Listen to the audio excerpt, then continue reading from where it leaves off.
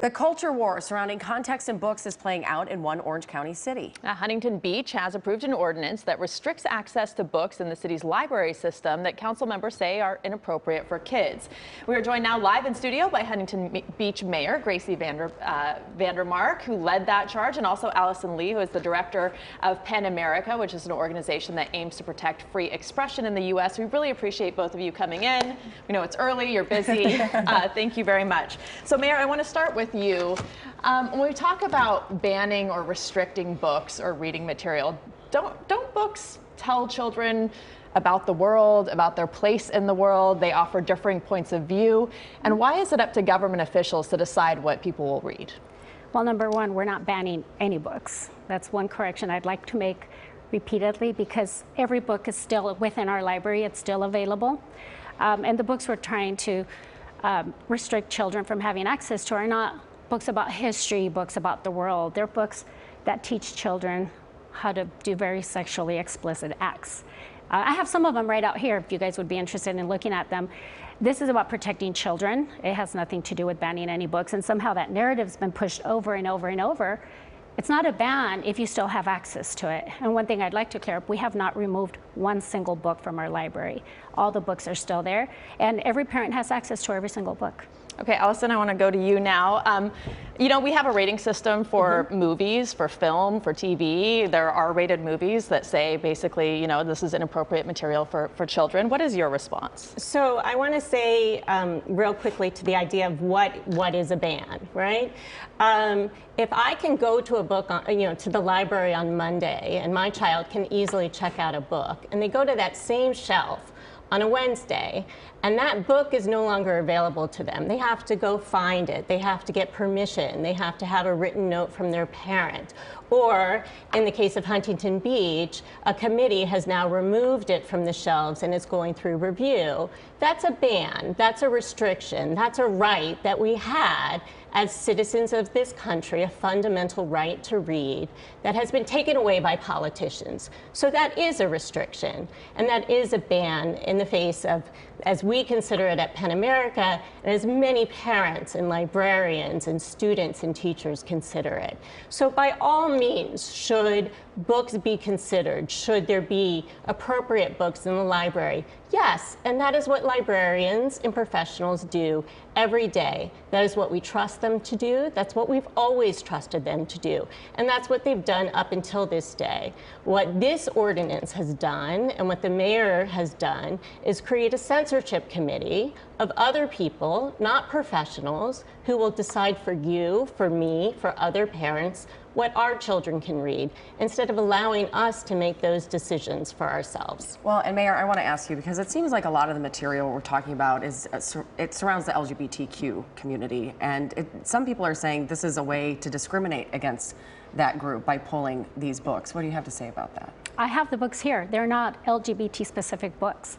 These are books that if I tell you what's in those books, the FCC will be shutting you down or fining you. I could describe it if you'd like me to, but when they're teaching children how to perform sexual acts on themselves, we should be restricting that. The librarians are restricting books all the time. They don't adopt every single book that comes out. So now they're saying we're gonna have these parents who are not going to allow books to come into our collection. Librarians do that all the time. Is it up to you to make that decision, or is it up to parents to decide that? It's up to parents, which is why they're not banned. They're being relocated to the adult section, and the parent can say, yes, my child can check out this book if that's what they want to do. However, there's also a library card that has zero restrictions at all. If you would like for your child to check out any book in the library, they can still do that.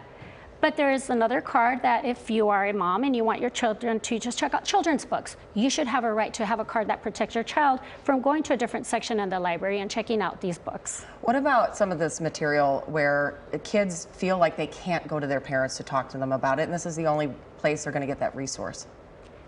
It's still up to the parents. They're minors, they're children. The parents need to know what's going on in their children's lives. Right now we have an issue with schools where they say parents are not involved. But then they're saying, well, parents don't need to be involved. Let a library teach your children about sex. Let your librarians decide what books are okay for them. We're saying the parent has every right to do this. And as far as this committee that you say, they're just, they are parents, they are community members.